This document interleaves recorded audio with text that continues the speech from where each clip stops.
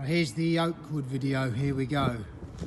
This is just nowhere near as nice as the Willoughby Vogue, in my opinion. And that is why it's a little bit cheaper.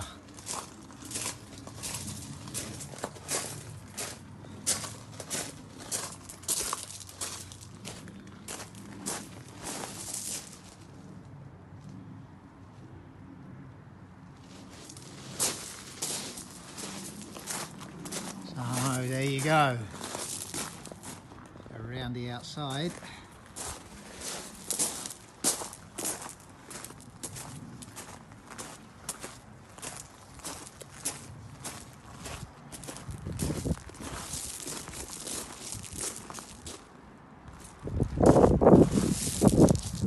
It's okay, but it's not in the same class.